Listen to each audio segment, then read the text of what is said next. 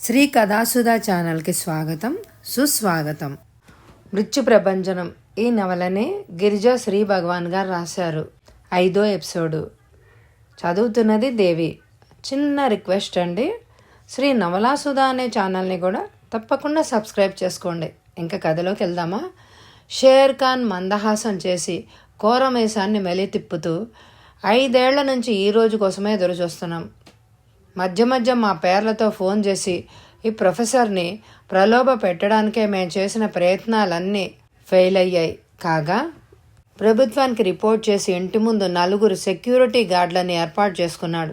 ధనం బయటకు వస్తే ముందు రక్తాన్ని కోరుతుంది మేంసాబ్. అందుకే ఆ 4 ఈ నౌకర్ని ముందస్తుగానే ఆ నిధి కోసం బలిచ్చేశాం అని చెప్పాడు హేళనగా. సింగ్ పియాంగ్ చిరు మందహాసం చేసి, అర్థమైందా ప్రొఫెసర్? నీ దగ్గరున్న ఆ నిధి తాలూకు బ్లూ ప్రింట్ ఎంత త్వరగా మాకు అప్పగిస్తే అంత చప్పున ఇక్కడి నుంచి వెళ్ళిపోతాం. లేదా ఈ నౌకరికి పట్టిన గతే మీ అందరికీ పట్టించి ఇల్లంతా గాలించి ఆ ప్లాన్ తీసుకొని వెళ్ళిపోతాం. Come on come on give me that plan అన్నాడు చిటికలేస్తూ. భరద్వాజ మొహం కందగడ్డలాగా చేసుకుని, మాది తరతరాలుగా దేశం కోసం ప్రాణాలు అర్పించిన కుటుంబం. చావంటే నాకు భయం లేదు. మీ బెదిరింపులకి నేను లొంగను. పరశురాం సైన్యంలో పనిచేసి ఈ విదేశీ శక్తులతో చేతులు కలిపి దేశాన్ని వెన్నుపోటు పొడిచి ఇప్పటికే నువ్వెంతో పాపం చేశావు. ఆఖరిసారిగా హెచ్చరిస్తున్నాను, నీ స్నేహితుల్ని తీసుకుని మర్యాదగా ఇక్కడి నుంచి వెళ్ళు, లేదా పోలీసులకి రిపోర్ట్ ఇవ్వాల్సి వస్తుంది అన్నాడు భరద్వాజు కటువుగా. మరుక్షణం మైకేల్ చేతిలోని స్టెన్ గన్ ఢామ్ అని పేలింది. టేబుల్ మీద ఉన్న టెలిఫోన్ ముక్కలైపోయింది. 4 ఒకరి మొహాలు ఒకరు చూసుకుంటూ పగలబడి నవ్వుతున్నారు. వాళ్ళ నవ్వులతో ఆ భవనం దద్దరెళ్ళిపోతోంది. ఇప్పుడు రిపోర్ట్ ఇచ్చే ఛాన్స్ కూడా నీకు లేదు ప్రొఫెసర్.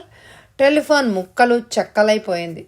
రోజు ఇక్కడికి వచ్చి నిన్ను పరామర్శించి వెళ్ళే నీ ఫ్రెండ్ సిబిఐ ఆఫీసర్ ప్రభు వచ్చి వెళ్ళడానికే మా ఆపరేషన్ మొదలుపెట్టాం. అంచేత నువ్వు కానీ నీ భార్య కానీ బిడ్డలు కానీ ఎంత అరిచి మొత్తుకున్నా ఏ దేవుడు మిమ్మల్ని ఆదుకోడు. ఆట్టే మారం చేయక ఆ మ్యాప్ ఇచ్చే ప్రొఫెసర్, భార్య బిడ్డలతో బ్రతికిపోతావు. ఈ అవకాశం చేజార్చుకోకు అన్నాడు పరశురాం. భరద్వాజ తల అడ్డంగా తిప్పి, ఇవ్వను. ధన కనక వజ్ర వైడూర్యాల కంటే అమూల్యమైన ఆ సంపదని, దేశ సౌభాగ్యానికి ఉపయోగపడే ఆ నిధిని నీలాంటి స్వార్థపరులకి చచ్చినా ఇవ్వను. నా ప్రాణం పోయినా సరే ఆ మ్యాప్ మీకివ్వను అని ఖచ్చితంగా చెప్పాడు. మరుక్షణం షేర్ ఖాన్ చేతిలోని మెషిన్ గన్ దడదడమంటూ నిప్పులు కురిపించింది. అంతే. డాడీ! దిక్కులు పిక్కటిళ్ళలాగా దయనీయంగా ఆక్రందిస్తూ ఉన్న పళంగానే నేల కూలిపోయింది తరుణి. అమ్మా బేబీ! ఆక్రోశిస్తూ నేల కొరిగిన కూతురు వైపు పరిగెత్తుకుంటూ వచ్చారు ప్రొఫెసర్ దంపతులు. అక్క అనుకున్నాడు పృథ్వీ లోపలే కుమిలి ఏడుస్తూ. బల్ల మీద నుంచి కింద పడ్డం వల్ల నడుమో కాలో బెణికి బల్ల కింద నుంచి అతడు కదలలేకపోతున్నాడు. ఎంత మాట్లాడదామని ప్రయత్నిస్తున్నా ఆ షాక్ నుంచి అతడికి మాటలు పెకలడమే లేదు. అతడు గొంతెత్తి ఒక్క మాట పలికి ఉంటే ఆ క్షణంలోనే పరిస్థితి తారుమారైపోయేది. తరుణి శవాన్ని ఒళ్ళోకి లాక్కొని గుండెలు బాదుకుంటూ కన్నీరు మున్నీరుగా విలపిస్తోంది శ్యామల. కూతురి శవాన్ని కళ్ళారా చూసిన ప్రొఫెసర్ ఆవేశంతో ఊగిపోతూ ఒక్క ఉదుటన లేచి వాళ్ల మీదకి లంఘించాడు. పరశురాం, మీ పాపిష్టి స్వార్థం కోసం ముక్కు పచ్చలారని అమాయకురాలైన నా బిడ్డను పొట్టన పెట్టుకున్నావు. నీలాంటి నీచుని ఏం చేసినా పాపం లేదు. మీలాంటి రాక్షసులని ఖండాలుగా నరికి కాకులకి గద్దలకి వేసినప్పుడే ఆ దేవుడు హర్షిస్తాడు. ఈ భూమాత గర్విస్తుంది. మీ చావు మూడే నా ఇంట్లోకి అడుగు పెట్టారా అంటూ వెర్రి ఆవేశంతో వాళ్ల మీదకు విరుచుకుపడ్డాడు ప్రొఫెసర్. కానీ షేర్ ఖాన్ ఒంటి చేత్తో అతడిని అవలీలగా వెనక్కి తోసేశాడు. మమ్మల్ని చంపడానికి నువ్వు నీ దేవుళ్ళు 1000 అవతారాలు ఎత్తినా ప్రయోజనం లేదు ప్రొఫెసర్. దేశం ప్రాణం అంటూ గొంతు చించుకున్న నిన్ను ఈ మిషన్ గన్తో కాక మాకొచ్చిన పోరాట విద్యలతో అణువణువున హింసించి నీ చేత నిజం కక్కించి ప్రాణాలు తీస్తాం. ఏ దేవుడు నిన్ను ఆదుకుంటాడో మొరపెట్టుకో అన్నాడు మైకేల్ పరిహాసంగా. అంతే. ఆ మరుక్షణమే అక్కడ ప్రారంభమైంది సరికొత్త హింసాయుత అధ్యాయం. మైకేల్ బూల్ ఫైటర్ ఎనుబోతులా తల వంచి ప్రచండ వేగంతో దూసుకొచ్చి ప్రత్యర్థిని కుమ్మి హింసించి చంపడంలో అతనే సాటి. పరశురాం స్నేక్ ఫైటర్ పాము కంటే వేగంగా మెలికలు తిరుగుతూ పడగ విప్పి పాము కాటేసినట్టు ప్రత్యర్థి రక్త ధనుల మీద మెరుపు దెబ్బ తీసి రక్త నాళాలు చిట్లగొట్టి ప్రాణాలు తీయడంలో అందవేశం చెయ్యి. షేర్ ఖాన్ బ్లాక్ టైగర్ వాయువేగంతో ప్రత్యర్థి మీదకి ఎగిరి దూకి చేతుల్ని పంజాల్లాగా విసిరి ఎక్కడికక్కడ గాయపరిచి ప్రత్యర్థి గుండెలు చీల్చి చంపడంలో Monagadu. Singh పియాంగ్ eagle fighter kung fu పోరాట విద్యల్లో ఆరితేరిన అతను చెంగున పైకెగురుతూ రాబందుల్లాగా ప్రత్యర్థి మీదకు మెరుపు వేగంతో దాడి చేస్తూ ఎదుటివాణ్ణి అవలీలగా ఎత్తి విసిరేస్తూ ఎక్కడికక్కడ ఎముకలు నరాలు కీళ్ళు వెరగొట్టి హతమార్చడంలో నేర్పరి. ఆ నలుగురు ఒక్కసారి ప్రొఫెసర్ మీదకి దాడి చేశారు. మైకేల్ ఎనుబోతులాగా తల వంచి ఆయన పొత్తి కడుపులో బలంగా కుమ్మాడు. భళ్ళున రక్తం కక్కుకొని నేలకూడాడు ప్రొఫెసర్. అంతలోనే పరశురాం పాములాగా మెలకలు తిరుగుతూ ముని కాళ్ల మీద చెంగున ఎగిరి పడగ విప్పినట్టు ప్రొఫెసర్ రక్త ధమనుల మీద దెబ్బతీశాడు. బిగ్గరగా ఆక్రందించారు ఆయన. అదే క్షణంలో షేర్ ఖాన్ చిరత పులిలాగా అతడి మీదకు లంఘించి పంజాలాంటి చేతులు విసిరాడు. ప్రొఫెసర్ మొహం కంఠం ఛాతీ చీరుకుపోయాయి. సరిగ్గా అదే క్షణంలో పకపకా నవ్వుతూ డేగలాగా కదిలాడు సింగ్ పియాంగ్. ఆగండి, ఆయన్ని ఏం చేయకండి అని ఏడుస్తూ పరిగెత్తుకొచ్చి భర్తకి అడ్డం నిలబడింది శ్యామల. సరిగ్గా అదే సమయంలో రాబందులాగా అక్కడికి వాలిన సింగ్ పియాంగ్ ఆ ఆవేశాన్ని కంట్రోల్ చేసుకోలేక శ్యామలని చేతులతో ఒడిసిపట్టి గిర్రున తిప్పి విసిరేశాడు. అంతే, శ్యామల తల గోడకు గుద్దుకొని టపీమని చితికి చిమ్మున నెత్తురు కారుతుండగా కుప్పగా కూలిపోయింది.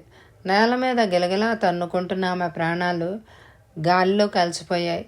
శ్యాము గొంతు పెగల్చుకొని హృదయ విదారకంగా ఆక్రోశించాడు ప్రొఫెసర్. అమ్మా అరుస్తూ బల్ల కింద నుంచి బయటికి పాకుతూ చకచక పాక్కుంటూ వచ్చి మైకేల్ మీదకి ఉరికి ఆవేశంతో అతడు గొంతు పట్టుకున్నాడు పృథ్వీ. పసివాడైన ఆ పట్టులో బలానికి కొద్దిసేపు ఊపిరి అందక ఉక్కిరి బిక్కిరి అయినాడు మైకేల్, నా అక్కని చంపావు, మా అమ్మని పొట్టను పెట్టుకున్నావు, మా డాడీని హింసించావు, నిన్ను ప్రాణాలతో వదలను, I will kill your end, I will see గర్జిస్తూ వెర్రి ఆవేశంతో పిచ్చికోపంతో అతడి గొంతు పిసికి పారేయసాగాడు పృథ్వీ. అతడికి ప్రాణం ఎగిరిపోయేలాగా ఉంది. ఆ మరుక్షణమే పరశురాం ఆ షాక్ నుంచి తేరుకుని పృథ్వీ చేతి మణికట్టు మీద పాము కాట్లలాగా చెళ్ళున చరిచాడు. రక్తధమనులు చిట్లి బాధతో పట్టు వదిలేసి జారిపోతున్న పృథ్వీని రాబందులాగా కరిచిపట్టి దూరంగా విసిరేశాడు సింగ్ పియాంగ్. ఆ ఊపికి గోడ గుద్దుకుని తల చిట్లి రక్తం స్రవిస్తుండగా ముందుకు తూలిపడ్డాడు పృథ్వీ. అతడికి మైకం కమ్ముకొచ్చేసింది. బాబు గొంతు చించుకొని ఆక్రందించాడు భరద్వాజ. తాను నమ్మిన ఆదర్శం కోసం, తాను నమ్మిన ధర్మం కోసం, తన దేశం కోసం, తన కళ్ళ ముందే భార్యని కూతుర్ని కొడుకుని సైతం పొట్టను పెట్టుకున్న ప్రొఫెసర్ మరింత వెర్రివాడైపోయాడు. పరశురాం, నా వాళ్ళందరినీ నా కళ్ళ ముందే పొట్టను పెట్టుకున్నాక నేనేమైపోయినా ఒకటే కనుక నువ్వు చచ్చి పిడికెడు దుమ్మైనా సరే యురేనియన్ నిక్షేపాలున్న ప్రదేశాన్ని చూపించే బ్లూ ప్రింట్ నా ప్రాణం తీసినా కూడా నీకు దక్కదురా అంటూ వెర్రి ఆవేశంతో అసలు విషయాన్ని బయటకు కక్కేశాడు భరద్వాజ. నలుగురు నరరూప రాక్షసుల చివరి మాటతో అదిరిపాటుతో మహామహాలు చూసుకున్నారు. యురేనియం బంగారం కంటే ప్లాటినం కంటే ఎన్నో రెట్లు విలువైన ఖనిజం. అణుశక్తి పరిశోధనలకు అణుబాంబు తయారీలకు ఉపయోగించే మూల ఇంధనం. భారతదేశం ఇప్పటి వరకు శుద్ధి చేసిన యురేనియంను విదేశాల నుంచి తెప్పించుకుంటోంది. అంతంత మాత్రానికే అణుశాస్త్ర పరిశోధనల్లో అగ్రదేశాలతో సమానంగా సరితూగగల స్థాయికి చేరుకుంది భారతదేశం. మరి ఆ ఇంధనం, ఆ ముడిసరుకు, ఆ యురేనియం స్వదేశంలోనే భూగర్భంలోనే లభిస్తే ఆ భూగర్భ నిధి పెన్నిదిలాగా భరతజాతి చేజిక్కితే చెప్పనుగాక చెప్పను, నన్ను కూడా చంపేస్తే చంపేయండ్రా అన్న అరుస్తున్నాడు ప్రొఫెసర్. చెప్పక్కర్లేదు ప్రొఫెసర్, మాకు ఉపయోగపడని ఆ నిధి ప్రస్తుత పరిస్థితుల్లో మేము విదేశాలకు తరలించుకుపోలేని ఆ పెన్నిది మీకు మీ జాతికి దక్కడానికి కూడా వీల్లేదు.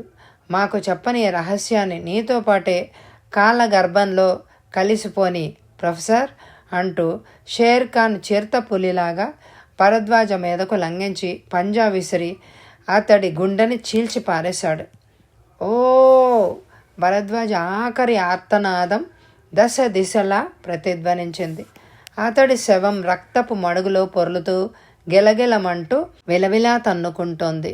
పరశురాం ఆ శవాన్ని కాలెత్తి నిర్లక్ష్యంగా ఒక తన్ను తన్నాడు. నలుగురు శవాల్ని దాటుకుంటూ నిర్దయగా అక్కడి నుంచి వెళ్ళిపోయారు. మరి కాసేపటికి తేరుకున్నాడు పృథ్వీ.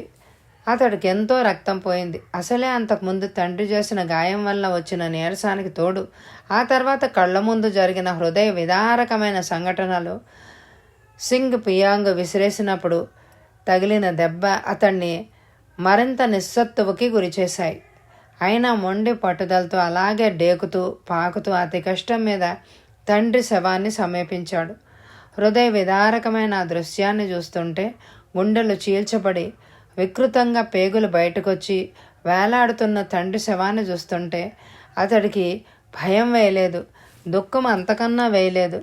తనకంటే ముందు పుట్టిన అక్కని నిర్దాక్షిణ్యంగా కాల్చి చంపుతుంటే కళ్ళారా చూశాడు అతను. నవమాసాలు మోసి తనని కని ఇంతవాడిని చేసిన కన్నతల్లిని పైశాచికంగా తల బద్దలు కొట్టి చంపుతూ ఉంటే కళ్ళు విప్పార్చుకొని చూశాడు అతను. తనకు జన్మనిచ్చి విద్యాబుద్ధులు నేర్పిన కన్న తండ్రిని కిరాతకంగా హింసించి గుండెలు చీల్చి చంపుతూ ఉంటే గుడ్లప్పగించి చూశాడు అతను. ఈ దారుణ దృశ్యాలు చూసి చూసి ఆ లేత గుండె బండవారిపోయింది. కఠోర నిశ్చయం, వజ్ర సంకల్పం ఆ చిన్న గుండెలో గూడు కట్టుకుపోయింది. డాడీ, నువ్వు చెప్పినట్టు ఈ దేశం కోసం, నువ్వు ప్రాణాలు అర్పించిన ఈ జాతి కోసం, ఈ పుణ్య భూమి తరఫున పగ తీర్చుకోవడానికి ఆ మైకేల్ అండ్ కో సప్త సముద్రాలు అవతల దాక్కున్నా సరే, ఎప్పటికైనా ఎన్ని సంవత్సరాలు గడిచినా వాళ్ళ జాడ కనిపెట్టి వెతికి పట్టుకొని వాళ్ళు నిన్నెలా చంపారో అలా ఒక్కొక్కడినే వేటాడి చంపుతాను. Is it my promise, it's my challenge అంటూ తండ్రి రక్తాన్ని అంటి శబదం చేశాడు పృథ్వీ. ఆ రక్తాన్ని తిలకంలాగా దిద్దుకున్నాడు. బాబు, ఏ సుదూర తీరాల నుంచో కన్న తండ్రి పిలుపు లేలగా వినిపించింది. చాలా సంతోషం బాబు, నిన్ను కన్నందుకు మేము చరితార్థులమైనాం. కన్నా, నువ్వేనా నేనైనా మనం ఎవరమైనా సరే ముందు మన దేశం, ఆ తర్వాతే మనం. నాన్న ఏది ఒక్కసారి ఆ పాట. కన్న తండ్రి స్వయంగా అడుగుతున్నట్టు భ్రాంతి చెందుతూ పృథ్వీ గొంతు పెగల్చుకొని తన కన్న తండ్రికి ఇష్టమైన ఆ పాట, తన చేత తండ్రి ఎప్పుడూ పాడించుకునే ఆ పాట, సారే జహాసే అచ్చా హిందూ సితా హమారా హమారా అని దగ్గుతికతో ఆలపిస్తూ ఉంటే అప్పుడు పృథ్వీకి దుఃఖం ముంచుకొచ్చింది. వెక్కి వెక్కి ఏడుస్తూ తండ్రి శవం మీద పడిపోయాడు. సరిగ్గా అప్పుడే లోపలికొచ్చిన వ్యక్తి పృథ్వీ శిరస్సు నిముతూ బ్రేవో మై బాయ్, బ్రేవో అని ఓదారుస్తుంటే పృథ్వీ చివాలన వెనుతిరిగి ప్రభు అంకుల్. ఆ వ్యక్తిని నడుము చుట్టేసుకుని వెక్కి వెక్కి ఏడ్చేశాడు. అటుపైన 15 ఏళ్లు కాలగర్భంలో కలిసిపోయాయి. గతాన్ని తలుచుకున్న పృథ్వీ కళ్ళలో కన్నీళ్లు సుడులు తిరిగాయి. ఈజీ చైర్ వైపు సూటిగా చూస్తూ మైకేల్ జాడ తెలిసింది డాడీ. నన్ను చూసి వాడు బెదిరిపోయాడు, కానీ ఎక్కడికి పారిపోతాడు? వాడు వాడి మిత్రులు ఇప్పటికీ ఈ దేశానికి ద్రోహం చేస్తూనే ఉన్నారు, కుట్రలు పన్నుతూనే ఉన్నారు. ఈ ప్రభుత్వం, ఈ ఇక్కడున్న న్యాయస్థానం నాకే శిక్ష విధించినా సరే ఆ దేశ ద్రోహులను, విదేశీ శక్తులను పట్టి పల్లార్చి ఆనాడు మీకు ఇచ్చిన మాట నిలబెట్టుకుంటాను డాడీ. ఆ నరధాముల రక్తధారతో మీకు తర్పణ వదులుతాను అన్నాడు పృథ్వీ గంభీరంగా. మరుక్షణం వెనక నుంచి అతడి భుజం మీద ఒక చెయ్యి పడింది. ఆ చెయ్యి అతడి భుజాన్ని తట్టింది అభినందనగా. పృథ్వీ తల తిప్పి చూడకుండానే, వచ్చారా ప్రభు అంకుల్? నా శబదం విని నాకు ఒక తీవ్రవాది అన్న ముద్ర వేసి అరెస్టు చేసి నన్ను కటకటాల వెనక పారేయడానికి వచ్చారా అన్నాడు ఎత్తి పొడుపుగా. అది మామూలు పోలీసులు చేసే పని పృథ్వీ. మా సిబిఐ అలాంటి తొందరపాటు చర్యలు తీసుకోదు. అయితే మైకేల్ నీకు కనిపించాడనమాట.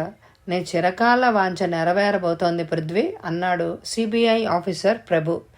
పృథ్వీ తల తిప్పి ఆశ్చర్యంగా ఆ 52 అనుభవజ్ఞుడి వైపు ఆశ్చర్యంగా చూస్తూ అంకుల్ అన్నాడు. పృథ్వీ, మీ నాన్న నేను ప్రాణ స్నేహితులం.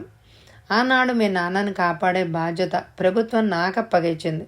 రోజు మీ నాన్నని కలుసుకోవడం, నా బంగ్లాకి తిరిగి వెళ్ళాక ఒకసారి మీ నాన్నకి ఫోన్ చేయడం నా అలవాటు. ఆ రోజు ఫోన్ పలకలేదు. అనుమానంతో నేను పెరగెత్తుకొచ్చేసరికి అంతా అయిపోయింది. నీ శబ్దం మాత్రం నా చెవుల్లో ప్రతిధ్వనించింది. దాన్ని నిర్వర్తింప చేయడానికే ఆ దారుణం జరిగిన ఈ బంగ్లాలోనే నిన్ను పెంచి పెద్దవాణ్ణి చేశాను. ఎప్పటికైనా నీకు అక్కడికొస్తుందనే ఆ పోరాట విద్యలన్నీ నీకు నేర్పించాను.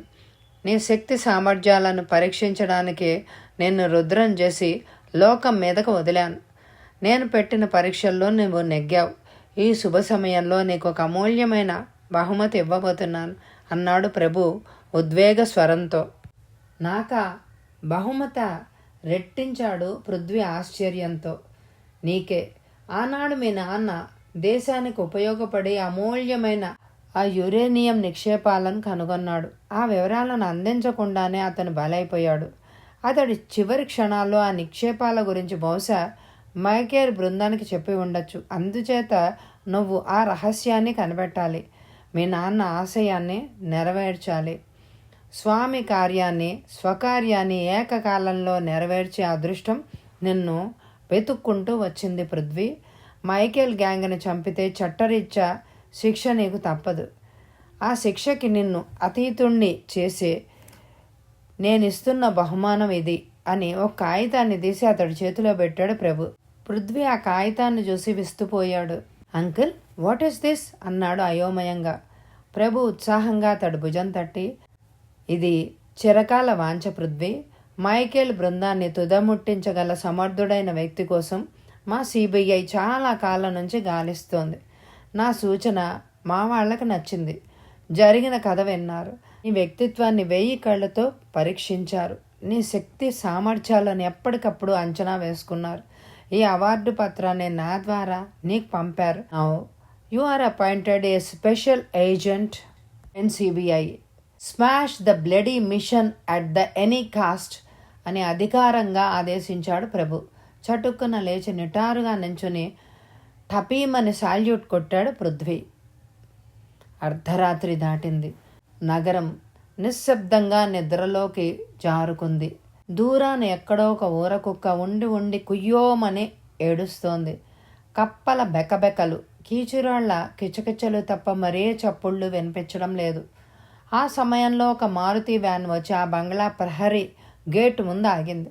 వ్యాన్ డోర్స్ తెరుచుకుని 4 కిందకి దిగారు. చీకటి దయ్యాల్లాగా, నరరూప రాక్షసుల్లాగా, కరుడుగట్టిన కసాయి కిరాతకుల్లాగా కనిపిస్తున్న వాళ్ళు మైకేల్, పరశురాం, షేర్ఖాన్, సింగ్, పియాంగ్. పాత చెక్క గేటు తెరుచుకొని ఒకరి వెనకాల ఒకరు లోపలికి ప్రవేశించారు. ఒక్కొక్క అడుగు వేస్తున్న కొద్దీ ఆ పరిసరాలు వాళ్ళకి చిరపరిచితం కాసాగాయి. 4 పాతబడ్డ భవనాన్ని సమీపించారు. వరండా మెట్లెక్కుతుంటే దడదడమని కాల్పుల శబ్దాలు వినిపించాయి. 4 ఉలిక్కిపడి టప్పున ఆగిపోయారు. అవి ఇప్పటి శబ్దాలు కావు. మొన్నెప్పుడో చాలా ఏళ్ల క్రితం అదే వరండాలో కాపలాగాస్తున్న 4 సెక్యూరిటీ గార్డులని వాళ్ళు కాల్చి చంపిన శబ్దాలు ఇప్పుడు గుర్తుకొచ్చాయి. ఆ వరండాలోకి చేరగానే వాటి సంఘటన అలా జ్ఞాపకం వచ్చింది. 4 మొహాలు చూసుకున్నారు. నిశ్శబ్దంగా అడుగులు ముందుకేశారు. సింహద్వారానికి తాళంకప్ప వేళ్లాడుతోంది. షేర్ఖాన్ పిడికిలు బిగించి తాళంకప్ప మీద ఒక్క గుద్దు గుద్దాడు. అది ఊడిపోయింది. తలుపులు నెట్టుకొని 4 లోపలికి ప్రవేశించారు. ఎడం పక్కగా డ్రాయింగ్ రూమ్. నిన్నటిదాకా ఆ గదికి తాళం వేసి ఉంది. ఇప్పుడు తాళం వేయలేదు. పరశురాం ఒక్క క్షణం పరకాయించి ఆ గది తలుపులు లోపలికి నెట్టాడు. ఒకడి వెనక ఒకడు 4 డ్రాయింగ్ రూమ్లోకి ప్రవేశించారు. ఎదురుగా ఈజీ చైర్ గాలి దాటికి ముందుకు వెనక్కి ఊగుతోంది. వచ్చావా పరశురాం? ఎన్నేళ్ల తర్వాత వెతుక్కుంటూ వచ్చావా? కోరి కోరి నీ చావును వెతుక్కుంటూ వచ్చావా అని ఏనాడో కాలగర్భంలో కలిసిపోయిన ప్రొఫెసర్ భరద్వాజ ఇప్పుడు పరామర్శిస్తున్నట్టు అనూహ్యమైన అనుభూతిని చెందాడు పరశురాం. అది భరించలేనట్టు చివాలను వెనుతిరిగాడు. అతడి వెనకే మిగతా ముగ్గురు బయటకొచ్చారు. ఎదురుగా కుడివైపున తలుపు మూసి గొళ్ళెం పెట్టి ఉన్న మరో గదిని పరశురాం దృష్టి ఆకర్షించింది. అతను పెద్ద పెద్ద అంగలు వేసుకుంటూ ఆ గది ముందుకెళ్ళాడు. ఒక్క క్షణం నిదానించి గొళ్ళెం తీసి తలుపు లోపలికి నెట్టాడు పరశురాం. ఆ గదిలోంచి ఏ విధమైన ప్రతిస్పందన రాలేదు. అప్పుడు ధైర్యంగా ఆ గదిలోకి అడుగుపెట్టాడు తన బృందంతో. గదిలో ప్రవేశించిన నలుగురు చాక్పీస్తో 4 గోడల మీద గీసి ఉన్న 4 బొమ్మల్ని చూసి విస్తుపోయారు. దడదడమన్న చప్పుళ్లతో పిడుగులు రాలుతున్నట్టుగా శబ్దం చేసే ముష్టి గాతాలతో క్షణంసేపు ఆ గదిలో హోరెత్తిపోయింది. గోడ మీద ఉన్న ఎనుబోతు నిజరూపాన్ని ధరించి వేగంగా దూసుకొచ్చి తనని కుమ్మేస్తున్నట్లు కెవ్వున ఆక్రందిస్తూ అనూహ్యమైన భయంతో వెనక్కి ఎగిరిపడ్డాడు మైకేల్. అదే క్షణంలో కీకారణ్యాలలో సంచరించే నల్ల మచ్చల చిరుతపులి గుర్రుగా చూస్తూ హఠాత్తుగా ఎగిరి మీదకి లంఘించి పంజాతో చెళ్ళున చరిచినట్టు కెవ్వున ఆక్రందిస్తూ వెనక్కి ఎగిరిపడ్డాడు షేర్ ఖాన్.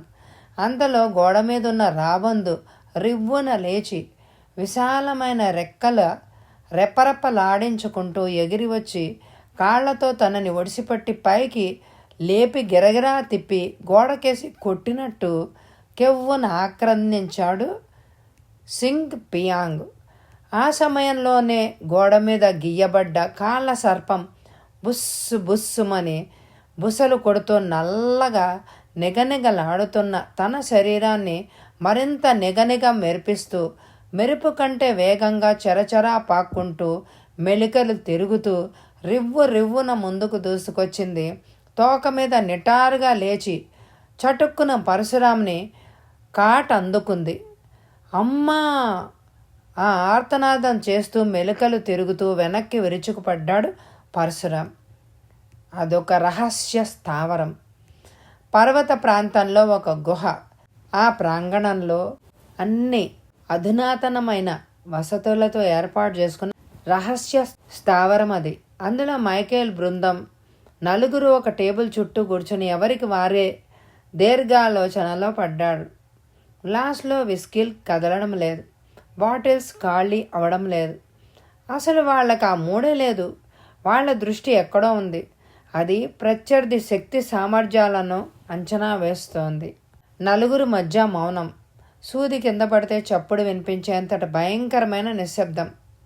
నిమిషాలు దొర్లిపోతున్నాయి. గడియలు గడిచిపోతున్నాయి. ఒకరినొకరు పలుకరించుకోవడమే లేదు. ఎవరికి వారు ఎవరి ధోరణిలో వారు తీవ్రంగా ఆలోచిస్తున్నారు. ఆ యోచన ఎంతకి తెగడం లేదు. ఆ ఆలోచనకి దారి తెన్ను తెలియడం లేదు. ఆఖరికి అందరికంటే ముందుగా పరశురాం తేరుకొని నోరిప్పాడు.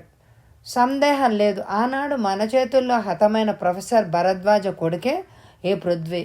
ఆ కుటుంబం ఆనాడే నిశ్శేషమైపోయిందని మనం పొరబడ్డాం. కానీ ప్రొఫెసర్ కొడుకు ఇంకా బ్రతికే ఉన్నాడు. వాడు మన మీద పగబట్టాడు. దానికి నిదర్శనం ఆ గదిలో వాడు గీసిన బొమ్మలు. మనలో ఎవరికి ఏ పోరాటంలో ప్రావీణ్యం ఉందో దానికి సంబంధించిన గుర్తులే ఆ గోడల మీద వ్రాశాడు. అంటే వాడు మన మీద పగ తీర్చుకోవడానికే ఆ విద్యలన్నీ నేర్చుకున్నాడు అన్నమాట. ఇన్నేళ్ల తర్వాత మన చరిత్రలు ఇహ ముందు ఒకే ఒక్కడికి భయపడాలి. అతడే పృథ్వీ. కుర్రకుంక. వాడి గురించి ఆలోచించడం శుద్ధ టైం వేస్ట్. మనం వెళ్ళినప్పుడు అక్కడే కనుక ఉండుంటే వాడిని నల్లిని నలిపినట్టు నలిపేసేవాడిని అన్నాడు షేర్ ఖాన్ కోపంగా. వాడంత సులువుగా చచ్చే మనిషి కాడు. షేర్ ఖాన్ 15 ఏళ్ల క్రితం వాడి చిన్నప్పుడు నా పీక పట్టుకుని నులిమినప్పుడు ఆ బల్లూకపు పట్టుని ఇప్పటి వరకు నేను మర్చిపోలేదు. ఇన్నేళ్ల తర్వాత ముందుగా వాడే నన్ను గుర్తించాడు. అంటే మన పేర్లు మాత్రమే కాదు, మన రూపాలు వాడి మనసులో పూర్తిగా హత్తుకుపోయాయి అన్నమాట.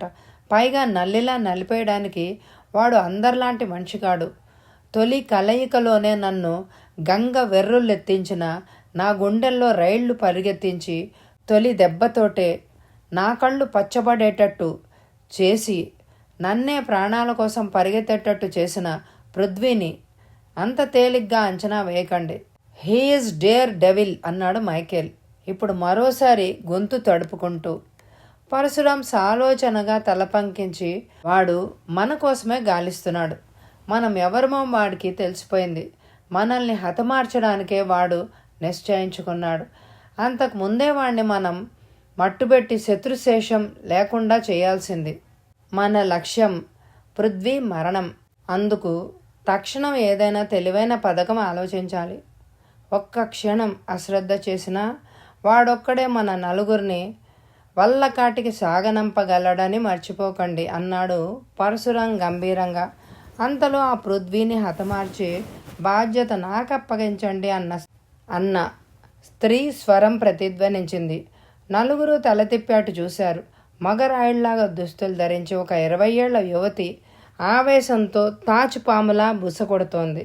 మోనిక అన్నాడు పరశురాం ఆశ్చర్యంగా ఆమెని తేరిపారా చూస్తూ. మోనిక వాళ్ళ దగ్గరకు వస్తూ, ఎస్ బాస్, నేనెలా తాడు తెగిన గాలిపటంలాగా మారడానికి కారణం ఆ పృథ్వీ. అతన్ని హృదయపూర్వకంగా ఆరాధించాను, కానీ అతను నా ప్రేమను తిరస్కరించాడు. క్షణికోద్రేకంలో హత్య చేసిన నా అన్నను పట్టించి నాకు నిలవ నీడ లేకుండా చేశాడు. భుక్తి కోసం ఒళ్ళమ్ముకోవాల్సిన దుస్థితి నాకు కల్పించి ఆ పృథ్వీ మీద పగ తీర్చుకునే అవకాశం నాకు అప్పగించండి బాస్ అన్నది ఆవేశంగా. మైకేల్ మందహాసం చేశాడు. పొగలు కక్కుతున్న సిగార్ని ఆశ్రయంలో ఉంచి, మోనిక, కుబుసం విడిచిన తాచుపాముకి పగబట్టిన ఆడదానికి తేడా లేదని అంటారు. ఒక ఆడదాని హృదయాన్ని గ్రహించలేకుండా ఆమె జీవితాన్ని అంధకార బంధురంగా మార్చిన అతడి మీద ఆ ఆడదే ప్రతీకారం తీర్చుకోవాలని సరైన న్యాయం. వెళ్ళు. పగతో ప్రజ్వలిస్తున్న నీవు కాలనాగులాగా అతన్ని కాటందుకుని ఆ విజయోత్సాహంతో వచ్చి మా అభినందనలు అందుకో అన్నాడు ప్రోత్సహిస్తూ. మోనిక మెరుపులీనుతున్న తన పెదవుల్ని నాలికతో తడి చేసుకుని, కాటు వేస్తాను బాస్, సరైన సమయంలో సరైన చోట పృథ్వీని తెలివిగా కాటు వేస్తాను. అతడి నరాల్లోకి కాలకూట విషాన్ని దింపేస్తాను అంది రోషంగా. Conference hall. ఉన్నతాధికారుల రహస్య సమావేశం జరుగుతోంది. సిబిఐ ఆఫీసర్ ప్రభు ఆ సమావేశంలో పృథ్వీని స్పెషల్ ఏజెంట్గా పరిచయం చేశాడు. కరతాళ ధ్వనులు మిన్నుముట్టాయి. ఎస్పీ, డిఎస్పీ, సిఐ ప్రభాకర్ తదితరులు పృథ్వీని అభినందిస్తూ షేక్ హ్యాండ్ చేశారు. ప్రభు గొంతు సవరించుకుని, జెంటిల్మెన్, పృథ్వీని దేశ సేవకు ఉపయోగపడే ఉత్తమ పుత్రుడిగా తీర్చిదిద్దాలనే నా తపన. అతడి తండ్రికి స్నేహితుడిగా నేను స్వీకరించిన బాధ్యత నేటికి నెరవేరింది. పృథ్వీ ఆవేశాన్ని దేశం పట్ల, సమాజం పట్ల అతడికున్న కర్తవ్య నిష్టని, అవినీతిపై, అధర్మంపై, స్వార్థ శక్తులపై అతడు చేసే పోరాటాన్ని, అతడి సాహసాన్ని, సమయస్ఫూర్తిని, ప్రజ్ఞని, ధైర్యాన్ని, మనోనింబరాన్ని పరీక్షించడానికే రుద్రగా అతన్ని ప్రోత్సహించాను. ఆ రహస్యం తెలియనందువల్ల అతడు చట్టం ముఖాముఖి ఘర్షణ పడ్డప్పటికీ మేము పెట్టిన పరీక్షల్లో పృథ్వీ విజయం సాధించాడు. అందుచేతనే ప్రభుత్వం పృథ్వీని స్పెషల్ ఏజెంట్గా నియమిస్తూ దేశద్రోహులైన పరశురాం గ్యాంగ్ని తుదముట్టించే ఆపరేషన్ని పృథ్వీకి అప్పగించింది.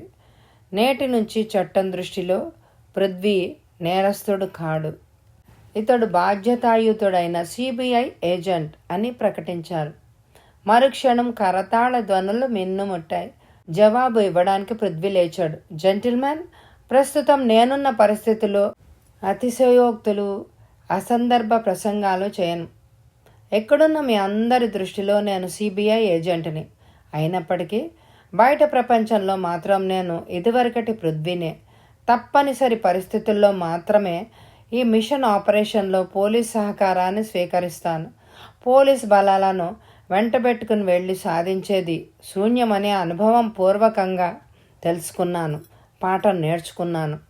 అంతేకాకుండా ఎక్కడో రహస్యంగా పనిచేస్తున్న ఈ రెడ్ స్టార్ మిషన్ని స్థావరం ఆనుపానులు కనిపెట్టాలి అంటే నేను ఒక ఆఫీసర్గా గాక వ్యక్తిగతంగా ప్రయత్నించినప్పుడు మాత్రమే అది నెరవేరుతుంది.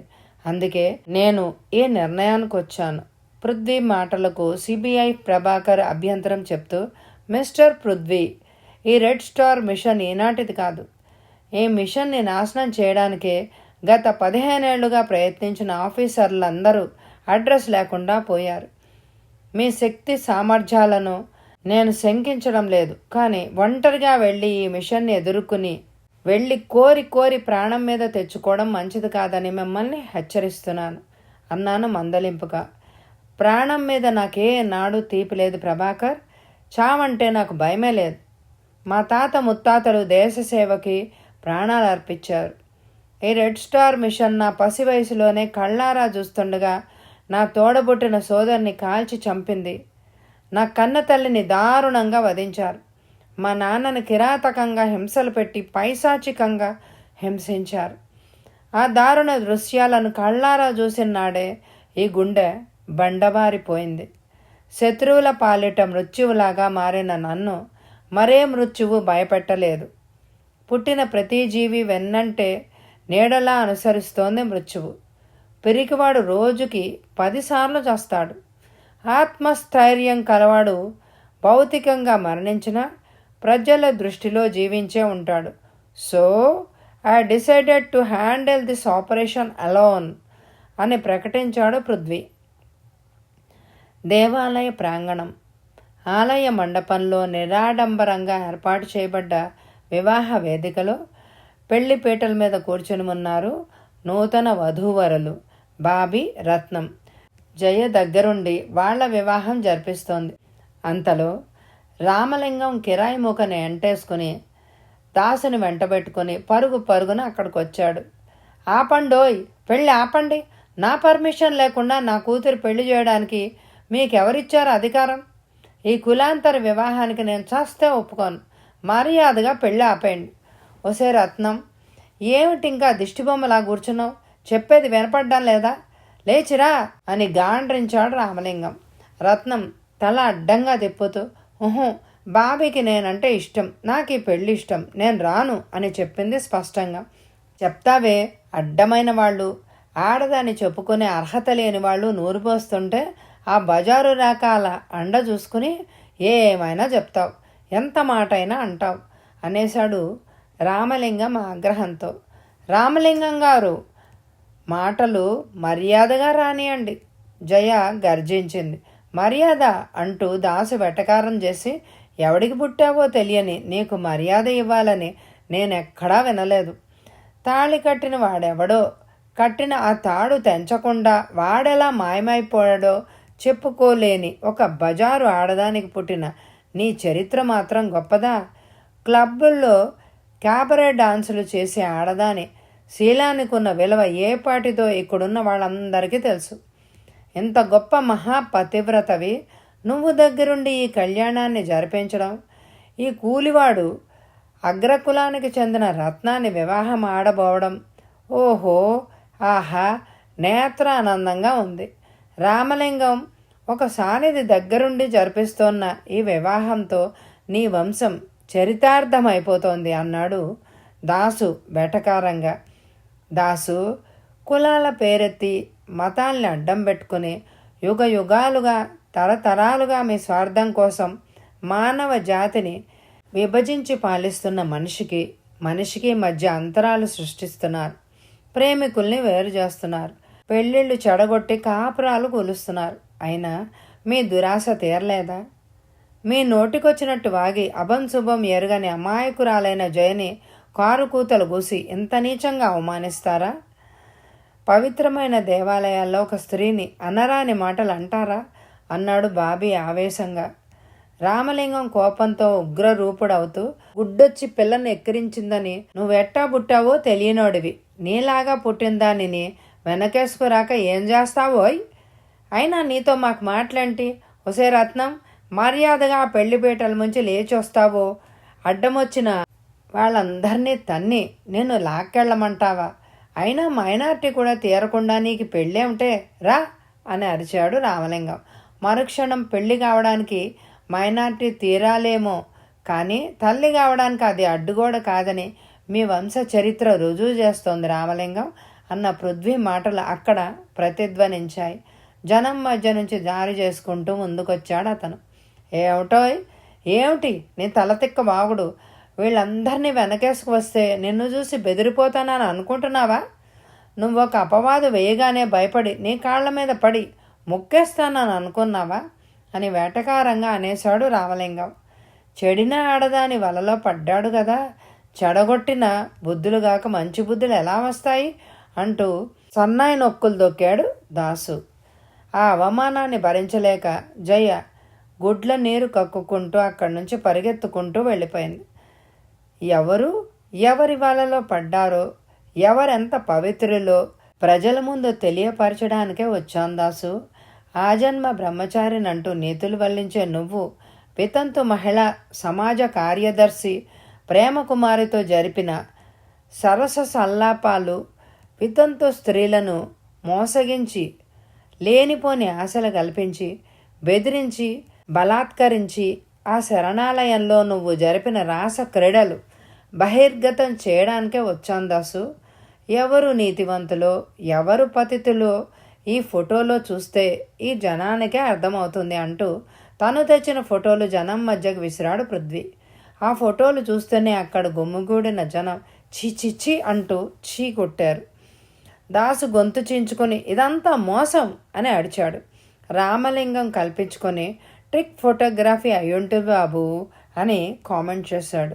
పృథ్వీ అతడి వైపు హేళనగా చూసి, రామలింగం, ఇది తండ్రి డెత్ సర్టిఫికెట్. అతను పోయిన 16వ నెలకి పుట్టిన నీ బర్త్ సర్టిఫికెట్ ఇది. మీ అమ్మ నిన్ను 16 నెలలు కడుపులో మోసిందా, లేక భర్త పోయాక ఏదైనా ట్రిక్ గర్భం ధరించి నిన్ను కన్నదా అని వెటకారం చేశాడు. రామలింగం మొహం పాలిపోయింది. జనం గేలి చేస్తూ నవ్వారు. చూడు రామలింగం, ఆనాడు నీ తల్లికి పట్టిన దుస్థితి ఇవాళ నీ కూతురికి పట్టకూడదనే ఇక్కడ పెళ్లి జరిపిస్తున్నాం. అప్పుడు మీ అమ్మ ధైర్యం చేసి ఉంటే, అడ్డదారి తొక్కకుండా వితంతు వివాహం చేసుకుని ఉంటే ఇప్పుడు నీకు ఈ అవమానమే తప్పేది. నాకు తెలుసు మీ అమ్మ ఆ పని చేయనందుకు ఇప్పుడు నిన్ను నువ్వే తిట్టుకుంటున్నావు. రేపు భూమి మీద పడే మరొక ప్రాణి ఇలాగే తిట్టుకునే పరిస్థితి కల్పించకు రామలింగం. నీ కూతురు గర్భవతి. వాళ్ళిద్దరూ మనస్ఫూర్తిగా ప్రేమించుకున్నారు. వాళ్ళు ఇలా అడ్డదారి తొక్కడానికి నీ కట్టుబాట్లు సాంప్రదాయాలు కారణం. ఆ మూఢాచారాలకు ఈ అమాయకమైన జంటను బలి చేయక భగవంత్ సన్నిధిలో నేనే ఈ ఏర్పాటు చేశాను. మనిషివైతే అక్షింతలు వేసి వెళ్ళు. కాదని కయ్యానికి కాలు దువ్వితే నిన్ను నీ ముఠాని ఊరి పొలిమేరల దాకా తరిమిగొట్టి ఈ వివాహాన్ని జరిపిస్తాను. మేజర్ అయిన రత్నం ఇష్టపడ్డ పెళ్లిని ఆపే హక్కు, అధికారం ఆ దేవుడికి కూడా లేదు. అర్థమైందా? అక్షింతలు వేస్తావా, అల్లరిపడి అవమానాలు పాలవుతావా అని అడిగాడు పృథ్వీ సూటిగా. ఇంత అల్లరి జరిగిన తర్వాత ఇక పెళ్ళేమిటి, పెటాకులేమిటి? 10 మందిలో నన్ను ఇలా అవమానించిన ఇది నా కూతురే కాదు, తల్లితో పాటు ఇది చచ్చింది అనుకుంటాను. ఇంకా ఇక్కడ మనమెందుకండి, ఉత్సవ విగ్రహాల్లాగా పోదాం పదండి అంటూ తోక ముడిచాడు రామలింగం. పెళ్లి కూతురి తండ్రి అలా వెనక్కి తగ్గేసరికి దాసు మరేం మాట్లాడలేక గుటకలు మింగుతూ తన మనుషులతో తిరుగుమొహం పెట్టాడు. ఎంతో పెద్ద గొడవ జరుగుతుందని అనుకుంటే అలా చల్లారిపోయినందుకు సంతోషిస్తూ ఆ పెళ్లికొచ్చిన వాళ్ళంతా నూతన దంపతులపై అక్షింతలు చల్లి ఆశీర్వదించారు. ఆ వివాహాన్ని జరిపించడానికి నడుం బిగించి తీరా ఆ ముహూర్త సమయానికి 10 మందిలో అవమానాల పాలై ఏడుస్తూ వెళ్ళిపోయిన జయ నూతన దంపతులను ఆమె ఇంటికి తీసుకువెళ్ళాడు పృథ్వీ. ఇంట్లో అడుగు పెడితేనే చెల్లా చెదురైన సామాన్లు చూస్తూ జయ ఎంత బాధపడిందో వాళ్ళు గ్రహించారు. వాళ్ళ ఊహలకి తగ్గట్టు జయ మంచం మీద బోర్లా పడుకుని తలగడలో మొహం దాచుకుని సన్నగా రోదిస్తూ వెక్కి వెక్కి ఏడుస్తోంది. ఆమెను ఓదార్చడానికి ఆత్రంగా అడుగు ముందుకు వేయబోయిన రత్నాన్ని చెయ్యి అడ్డుపెట్టి వారించాడు పృథ్వీ. ఏడుస్తున్నావా జయ? నీతి నియమాలు తెలియని ఊర కుక్కలు మురిగాయని నీ కర్తవ్యాన్ని మరిచి పిరికి దానిలాగా పారిపోయి వచ్చి ఇంట్లో పడుకుని తాహాపీగా ఏడుస్తున్నావా? పృథ్వీ మాటలకు జయ చివాలన తలెత్తి రోషంగా అతడివైపు చూసింది. బేష్, ఇంత దుఃఖంలో కూడా నీ కళ్ళు చాలా అందంగా నిప్పులు చెరుగుతున్నాయి. ఈ నిప్పులు నిన్ను కారు కూతలు కూసిన వారి మీద కురిపించి ఉంటే చాలా సంతోషించేవాణ్ణి అన్నాడు ఎత్తి పొడుపుగా. వచ్చే ఎపిసోడ్లో జయ ఎవరి కూతురు, ఆమె తల్లికి మోసం చేసిన వాడెవడు, ఆ నిధి రహస్యం తెలుస్తుందా, సిబిఐ ఏజెంట్గా పృథ్వీ చేసిన సాహసాలు ఎలా ఉంటాయి? వచ్చే ఎపిసోడ్లో ఇవన్నీ తెలుసుకోండి. అలాగే ఈ ఎపిసోడ్ని లైక్ చేయండి. శ్రీ నవలా సుధా అనే ఛానల్ని కూడా సబ్స్క్రైబ్ చేసుకోండి, లైక్ చేయండి. Thank you very much my dear friends.